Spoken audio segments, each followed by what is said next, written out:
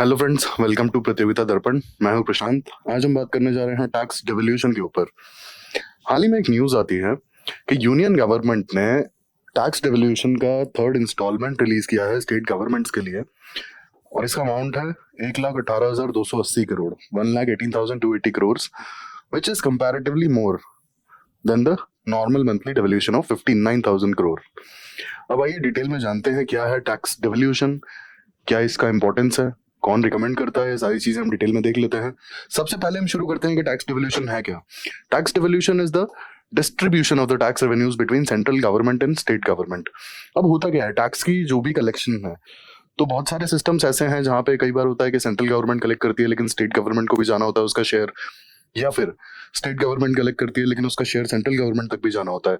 तो जो भी टोटल टैक्स कलेक्शन है उसका कितना परसेंट सेंट्रल गवर्नमेंट के पास जाएगा और कितना परसेंटेज उसका कितना शेयर स्टेट गवर्नमेंट के पास जाएगा, यही है टैक्स डेवल्यूशन। अब ये रिकमेंड कौन करता है, तो कॉन्स्टिट्यूशन में ये मेंशन्ड है कि ये फाइनेंस कमीशन रिकमेंड करता है टैक्स डेवल्यूशन को। आर्टिकल 280 मेंशन्ड है इसमें इंडियन कॉन्स्टिट्यूशन में, आर्टिकल 280 में, about the finance commission and the responsibility regarding the recommendation of the division of the net proceeds of taxes between state government as well as the central government. Tax devolution, अब हम यहाँ पे की recommendations देख लेते हैं 15th finance commission की। पहला जो रिकमेंडेशन है इनका, ये है अबाउट द वर्टिकल डेवल्यूशन। अब यहाँ सबसे इंपॉर्टेंट बात यह है कि फर्स्ट ऑफ ऑल कितना शेयर सेंट्रल गवर्नमेंट का होगा और कितना शेयर स्टेट गवर्नमेंट का होगा, ये हो जाता है हमारा वर्टिकल डेवल्यूशन।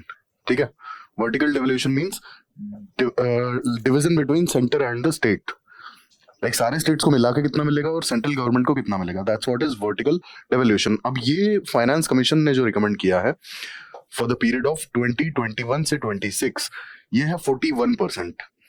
अब जैसा हम सब जानते हैं कि फाइनेंस कमीशन हर 5 साल में बनाया जाता है और हर 5 साल में ये अपने रिकमेंडेशंस देता है, तो 2021 से 26 के पीरियड के लिए ये 41% है, जो कि 2015 से लेकर 20 वाले पीरियड में इट वाज 42%।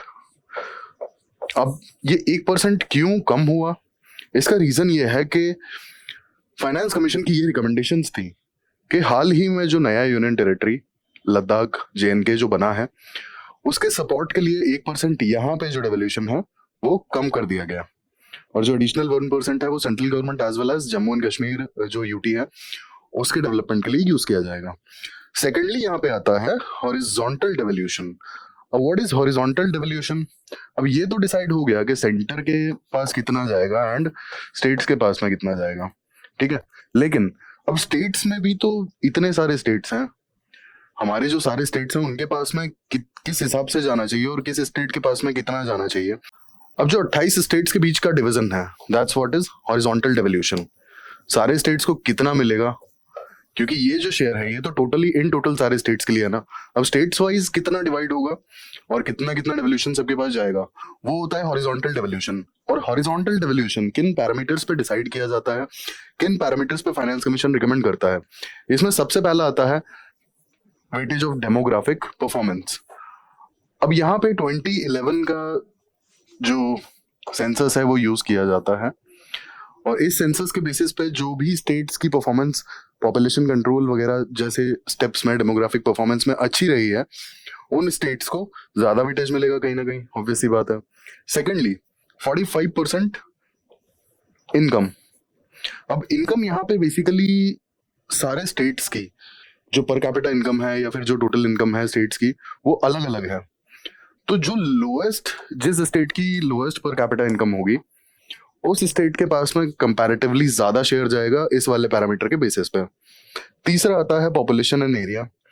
अब जिसकी ज्यादा पॉपुलेशन है और जहां ज्यादा एरिया है जिस स्टेट का, उनको भी ज्यादा डेवल्यूशन जाएगा, obviously because of the needs of their population as well as development area. फिर आता है फॉरेस्ट एंड इकोलॉजी। अब ये वाला पैरामीटर बेसिकली कंसिडर करता है डेंस फॉरेस्ट। डेंस फॉरेस्ट जिस स्टेट में ज्यादा है, ऑब्वियसली इस वाले पैरामीटर के अंडर उन स्टेट्स का शेयर ज्यादा होगा। Lastly tax and fiscal efforts. अब बेसिकली यहाँ पे होता क्या है कि जो states fiscal like tax collection efforts में जिन स्टेट्स की परफॉर्मेंस अच्छी है, जो इनिशिएटिव्स ले रहे हैं to improve the tax collection and to like जितना टैक्स की चोरी हो और जितना भी होता है ना कि टैक्स का अवॉइडेंस हो, उसको मिनिमाइज करने के लिए जो स्टेप्स ले रहे हैं स्टेट्स, वो यहाँ पे मैटर करते हैं। और उन स्टेप्स के बेसिस पे ये वाला जो पैरामीटर है वो स्टेट्स को कुछ अलॉट करेगा डिवोल्यूशन बेसिकली। अब 15th फाइनेंस कमीशन के हम रिकमेंडेशंस को थोड़ा सा देख लेते हैं। First of all, revenue deficit grants to state. ये हमने पीछे देखा था कि 15th फाइनेंस कमीशन ने क्या क्या रिकमेंडेशंस दिए थे। यहाँ पे ये जो रिकमेंडेशन है, it is regarding the revenue deficit grants to the states. अब होता क्या है, व्हाट इज रेवेन्यू डेफिसिट? जो भी रेवेन्यू बेस्ड एक्सपेंडिचर है एंड रेवेन्यू रेसिप्ट्स, इनका जो डिफरेंस है, that's what is revenue deficit. ठीक है, तो रेवेन्यू डेफिसिट के केस में सेंट्रल गवर्नमेंट को स्टेट्स को सपोर्ट करना होगा। Secondly, performance based incentives and grants to the states. अब स्टेट्स की जो परफॉर्मेंस होगी कुछ पर्टिकुलर पैरामीटर्स पे, उसके बेसिस पे उन्हें ग्रांट्स प्रोवाइड करना। सबसे पहले आ जाता है इसमें social sector. Social sector is all about health as well as education. ठीक है, सेकेंडली इसमें आता है रूरल इकोनॉमी। अब रूरल इकोनॉमी इतनी इंपॉर्टेंट क्यों हो जाती है? अगर हम यहाँ पे देखें, basically 70% population, like nearby 70% population is living in rural areas, first of all. Secondly, 60% of the workforce is living in the rural areas.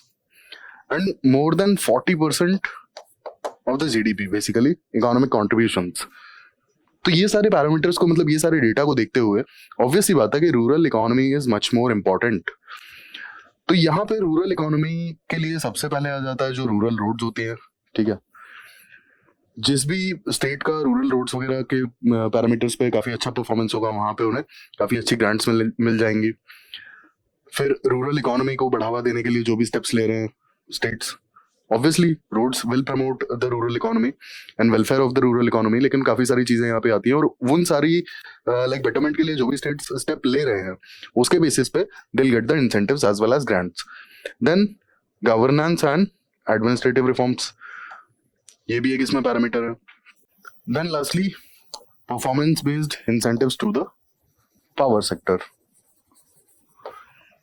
फिर अगले रिकमेंडेशन पे हम बात कर लेते हैं grants to local governments. Local governments basically जो भी म्युनिसिपैलिटीज हैं उनके पास जो ग्रांट्स जाती हैं, तो यहाँ पर अब दो डिविजन्स हैं जो फाइनेंस कमीशन ने रिकमेंड किए हैं। पहला आता है जिनकी population is less than 1 million, इनके लिए स्ट्रेट फॉरवर्ड ग्रांट्स हैं। अब जहां पे population is greater than 1 million, यानी कि million plus, these are the million plus cities. तो मिलियन प्लस सिटीज के लिए बेसिकली जो ग्रांट्स होंगे, these grants are performance based.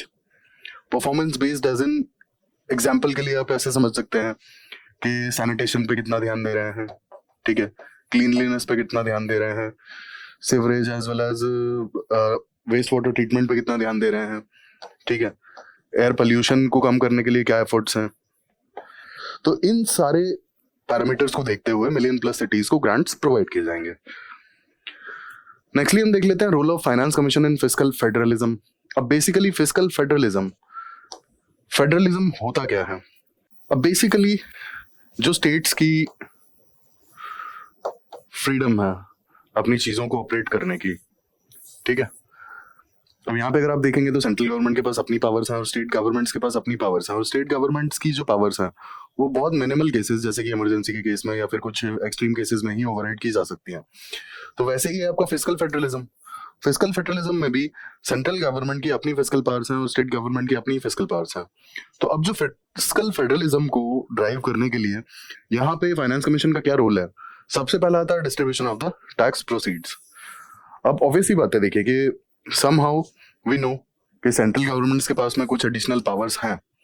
तो अब अगर टैक्स प्रोसीड्स को डिसाइड करने के लिए, उसको रिकमेंड करने के लिए, जो डिवीजन है इसको रिकमेंड करने के लिए कॉन्स्टिट्यूशनल बॉडी ऑलरेडी है, और अगर ये कॉन्स्टिट्यूशनल बॉडी नहीं होता तो हम सोच सकते हैं कि कितना ज्यादा इशू हो सकता था, ठीक है।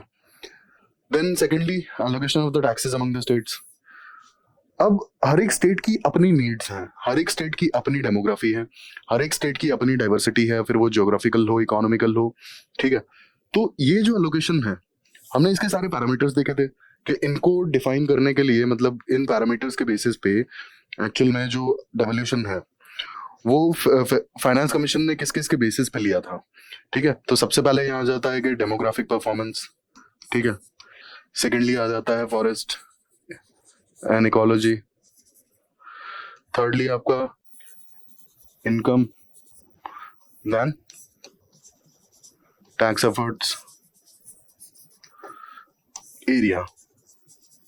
अब इन सारे पैरामीटर्स को अगर हम देखें तो डेमोग्राफी जो है हर एक स्टेट की अलग है और डेमोग्राफिक परफॉर्मेंस भी अलग है, ठीक है। अगर यहाँ पे हम साउथ वर्सेस नॉर्थ इंडिया के डिवाइड की बात करें तो सदर्न स्टेट्स का डेमोग्राफिक परफॉर्मेंस काफी अच्छा रहा है पिछले 2 से 3 डेकेड्स में। अगर देखें तो southern states were able to control the population, लेकिन नॉर्दर्न स्टेट्स में उतना इफेक्टिव नहीं दिखा ये पॉपुलेशन कंट्रोल। स्पेसिफिकली अगर हम बात करें मध्य प्रदेश, यूपी, बिहार, राजस्थान, यहाँ पे बर्थ रेट अभी भी काफी हाई है। हालांकि रिप्लेसमेंट लेवल के आसपास आने लगा है, लेकिन अभी भी हाई है। और जबकि अगर आप वहीं केरला वगैरह का बर्थ रेट देखेंगे, it is already below replacement level, ठीक है। Replacement level is basically 2.1. I know it's not possible to have 2.1 child, but this is replacement level according to the demography. मतलब basically the population exactly which we needs to replace a previous generation. तो ये है 2.1. Each woman, if she is having 2 children, it will exactly replace the population. और 2.1 पे like population बढ़ती नहीं है, it remains stagnant, ठीक है। तो अगर केरला का बर्थ रेट देखें तो it is already below replacement, it is around I guess 1.5, ठीक है। बट नॉर्थ इंडियन स्टेट्स का अगर हम देखें specifically Bihar, UP and Madhya Pradesh, it is still hovering around 3, 2.5 to 3, ठीक है। तो साउथ इंडियन स्टेट्स ने पॉपुलेशन कंट्रोल और डेमोग्राफिक परफॉर्मेंस पे काफी अच्छा काम किया। इनकी डेमोग्राफिक परफॉर्मेंस काफी अच्छी रही, पॉपुलेशन कंट्रोल इन्होंने इफेक्टिवली कर भी लिया पिछले 2 से 3 डेकेड्स में अगर देखा जाए तो, ठीक है। देन फॉरेस्ट, अब कुछ स्टेट्स ने फॉरेस्ट प्रिजर्व किया, कुछ ने नहीं किया। जैसे अगर आप देखेंगे स्पेसिफिकली नॉर्थ ईस्टर्न स्टेट्स में आज की तारीख में बहुत ही ज्यादा डिफोरेस्टेशन हो रहा है, रीजन बीइंग डेवलपमेंट। लेकिन जो स्टेट्स अपने फॉरेस्ट को प्रिजर्व कर पाए, obviously forest are demand, forest produce की भी अपनी डिमांड है, ट्राइबल्स के लिए भी अपने प्रोटेक्शन हैं फॉरेस्ट के। But at the end of the day forest are lungs of humans. जितना भी ऑक्सीजन आता है वहीं से आता है। फॉरेस्ट को अगर हम प्रिजर्व नहीं करेंगे तो आगे आने वाले टाइम में हम सांस भी नहीं ले पाएंगे। तो फॉरेस्ट को प्रिजर्व करना भी जरूरी है, and the states who are actually preserving these forests, they need to be rewarded. Obvious सी बात है, नहीं तो कौन अपने फॉरेस्ट लगने देगा। सब चाहेंगे ना भाई डेवलपमेंट करो, हाईवे बनाओ और फ्लाईओवर बनाओ और इंडस्ट्रीज लगाओ फॉरेस्ट को काट के, बट इज इट पॉसिबल? नहीं। तो उन्हें भी रिवॉर्ड करना जरूरी है। देन टैक्स एफर्ट्स की अगर बात की जाए तो यहाँ पे जो टैक्स अवॉइडेंस है बेसिकली, या टैक्स इवेजन है, अब उसको कम करेंगे तो सभी का फायदा है ना। यहाँ पे लोगों का भी, लोगों का ऐसे कि गवर्नमेंट के पास ज्यादा पैसा होगा एक्सपेंडिचर के लिए, और गवर्नमेंट का ऐसे कि गवर्नमेंट को लाइक डेफिसिट में नहीं जाना पड़ेगा, जो भी उनके एक्सपेंडिचर है वो बैलेंस आउट हो जाएंगे। देन एरिया, जिसका ज्यादा एरिया होगा ऑब्वियस सी बात है उस स्टेट को ज्यादा डेवलपमेंटल फंड चाहिए ही होंगे। देन इनकम, अब जिस स्टेट का per capita income as compared कम है बाकी स्टेट से, तो ऑब्वियस सी बात है कि उन्हें थोड़ी ज्यादा एक्स्ट्रा हेल्प चाहिए, और अगर वो नहीं मिल पाती है तो ऑब्वियस सी बात है कि उनका जो पर कैपिटा इनकम है वो कम ही रहेगा ना। तो यहाँ पे जो डाइवर्जेंस देखा जाता है कि जो स्टेट हैविंग द मैक्सिमम या फिर हाईएस्ट पर कैपिटा इनकम, उससे कंपेयर किया जाता है, और उसके अकॉर्डिंग ये वाले जो डेवोल्यूशन में फंड्स हैं वो प्रोवाइड किए जाते हैं। अब ये सब क्यों जरूरी है, बेसिकली क्यों जरूरी है? तो अगर हम देखेंगे तो ऑब्वियस ही बात है कि पर कैपिटा इनकम स्टेट्स का काफी अलग अलग है। कुछ स्टेट्स के पास में काफी ज्यादा अच्छा मैन्युफैक्चरिंग बेस है, या कुछ स्टेट्स के पास में काफी अच्छा टूरिज्म बेस है। तो वहां पे ऑब्वियस ही बात है कि taxes as well as income काफी हाई है। बट एज कम्पेयर्ड बहुत सारे स्टेट्स ऐसे भी हैं जहां पे ये सब चीजें नहीं है, तो वो तो नुकसान में रहेंगे ना।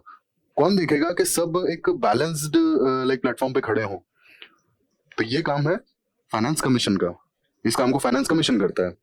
सेकेंडली, जो स्टेट्स अच्छे ये बुरे काम भी कर रहे हैं, बुरे तो नहीं कह सकते, लेकिन हाँ जो जेन्युइनली अच्छे काम बहुत ज्यादा कर रहे हैं, जैसे डेमोग्राफिक परफॉर्मेंस है, फॉरेस्ट है, या फिर टैक्स के एफर्ट्स हैं, तो अब अगर उन्हें रिवॉर्ड नहीं करेंगे तो बाकी स्टेट्स कैसे आगे आएंगे? जो फेडरलिज्म है वो कॉम्पिटिटिव फेडरलिज्म कैसे बनेगा? हाँ, स्टेट्स कैसे compete करेंगे एक दूसरे से आगे बढ़ने के लिए, एटलीस्ट अच्छे डोमेन्स में? तो obvious सी बात है कि एलोकेशन ऑफ टैक्सेस बहुत सारी चीजों को ध्यान में रख के किया जाता है और ये बहुत जरूरी है कि एक रिस्पॉन्सिबल और एक कॉन्स्टिट्यूशनल बॉडी इस पे काम करे, and that's what is finance commission. तीसरी बात आती है augmenting the resources of the local governments. अब जैसे कि हमने बात की थी कि लेस देन 1 मिलियन जिनकी पॉपुलेशन है उन म्यूनिसिपैलिटीज के लिए अलग क्राइटेरिया है और ग्रेटर देन 1 मिलियन जिन सिटीज की पॉपुलेशन है उनके लिए अलग क्राइटेरिया है। अब ऑब्वियस सी बात है कि जहां पे पॉपुलेशन ग्रेटर देन 1 मिलियन है वहां पे परफॉर्मेंस बेस्ड क्राइटेरिया होना जरूरी है। और क्यों है? क्योंकि आज नहीं तो कल यहाँ पे पोल्यूशन होना है, आज नहीं तो कल यहाँ पे जो अर्बन रिलेटेड एरियाज प्रॉब्लम्स हैं वो भी आनी है। तो अगर आज से परफॉर्मेंस बेस्ड क्राइटेरिया रख दिया गया जो भी म्युनिसिपल बॉडीज हैं या लोकल गवर्नमेंट्स हैं उनके लिए, तो आने वाले टाइम में सभी गवर्नमेंट्स इसको देखते हुए काम कर पाएंगे ना। कि सपोज किसी पर्टिकुलर म्युनिसिपैलिटी ने, जैसे एग्जांपल के लिए हम इंदौर ले लेते हैं, ठीक है, स्वच्छ भारत रैंकिंग में इंदौर काफी टाइम तक नंबर 1 रहा। अब इंदौर म्युनिसिपैलिटी को अगर थोड़ा सा एडिशनल लेवरेज मिल जाता है, थोड़े से एडिशनल रिसोर्सेज मिल जाते हैं, तो ऑब्वियस सी बात है कि बाकी जो म्युनिसिपैलिटीज है और बाकी लोकल गवर्नमेंट्स हैं वो भी तो मोटिवेट होंगी ना इनको देख के कि हाँ हमें भी कुछ ऐसा करना चाहिए जिससे कि हमें फाइनेंस कमीशन की तरफ से रिकमेंडेशंस मिले एक्स्ट्रा रिसोर्सेज के लिए। देन कोऑपरेटिव फेडरलिज्म, अब ये बहुत जरूरी है। एक्चुअल में अगर हम देखेंगे तो सारे स्टेट्स को बराबर लाना किसका काम है? सेंट्रल गवर्नमेंट का। और फाइनेंस कमीशन एक्चुअल में देखा जाए तो कॉन्स्टिट्यूशनल बॉडी जो सेंट्रल गवर्नमेंट फॉर्म करती है। तो सारे स्टेट्स को बराबर लेकर आना और सारे स्टेट्स की परफॉर्मेंस को लाइक होता है ना सेम प्लेटफॉर्म पे लाके रख देना कि सबकी परफॉर्मेंस एटलीस्ट एक मिनिमल लेवल से ऊपर ही हो। ठीक है, ठीक है, आज ऊपर नीचे है, आज काफी डाइवर्सिटी है, काफी डेविएशन है, लेकिन ये हमेशा नहीं रहने चाहिए ना।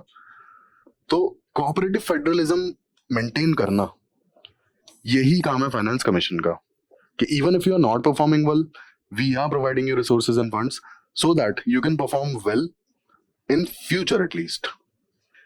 Then lastly public spending and fiscal stability. अब जो भी स्टेट्स हैं अपनी पब्लिक स्पेंडिंग और फिस्कल स्टेबिलिटी को मेंटेन करना और उसे बहुत ज्यादा रेकलेस स्पेंडिंग नहीं होनी चाहिए, और जहां पर भी लाइक फिस्कल अनस्टेबिलिटी का इशू आता है तो वहां पर फिस्कल स्टेबिलिटी हो। तो ये सारे जो रोल्स हैं ये फाइनेंस कमीशन के हैं कि फाइनेंस कमीशन अगर कहीं पे भी बहुत रेकलेस स्पेंडिंग होती है तो फाइनेंस कमीशन के रिकमेंड के भाई थोड़ा डेवल्यूशन यहाँ पे कम हो, ठीक है, जो फ्रूटफुल प्रोजेक्ट्स हैं उनके लिए ही दिया जाए पैसा और जो नहीं है उनके लिए पैसा रोक दिया जाए।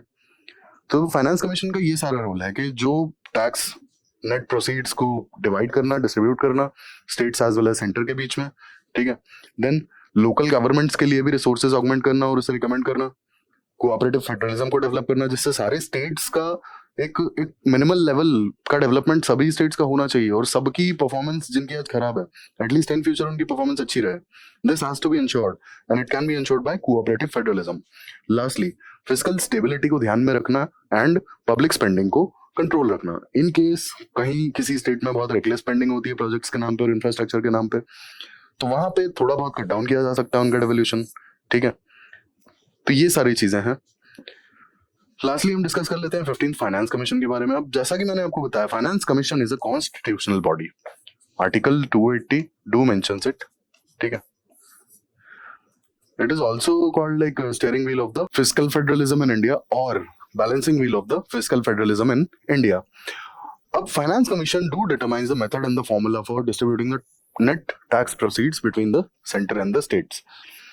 अब जो हमने क्राइटेरिया डिस्कस किया था जो यहाँ पे जैसे कि income, forest, then area, tax efforts, तो ये सारे जो क्राइटेरिया हैं ये समय समय पर फाइनेंस कमीशन चेंज करता रहता है। और जैसे अब डेमोग्राफिक परफॉर्मेंस है तो कुछ टाइम पहले तक शायद जब तक बहुत ही ज्यादा पॉपुलेशन कंट्रोल और डेमोग्राफी को लेकर के हमारा फोकस नहीं था तब तक शायद ये वाला डेमोग्राफिक परफॉर्मेंस वाला क्राइटेरिया हो सकता है फाइनेंस कमीशन यूज ना भी करता हो, but specifically from last 2 to 3 decades इस वाले पैरामीटर पे काफी फोकस किया जाता है। रीजन बीइंग हमने जो पॉपुलेशन कंट्रोल के रिलेटेड प्रोग्राम चलाए और फैमिली प्लानिंग से रिलेटेड प्रोग्राम्स चलाए तो उसका आउटकम भी हमने देखा ना।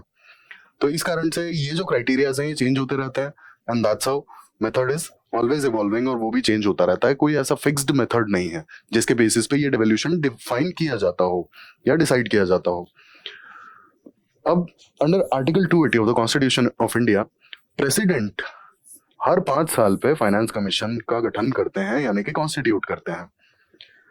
15th फाइनेंस कमीशन की अगर हम बात करें तो ये 2017 में प्रेसिडेंट ऑफ इंडिया ने कॉन्स्टिट्यूट किया था और इसके चेयरमैन थे NK सिंह। और जो रिकमेंडेशंस का टाइम पीरियड है दैट इज फ्रॉम 2021-22 टिल 2025-26। तो ये हमने देखा 15th फाइनेंस कमीशन। और हमने बात की टैक्स डेवल्यूशन के बारे में, उसकी ज़रूरत को समझा, फाइनेंस कमीशन के रोल को देखा। ऐसे ही इन्फॉर्मेटिव वीडियोस के लिए हमारे साथ जुड़े रहिए। Thank you, thanks for watching.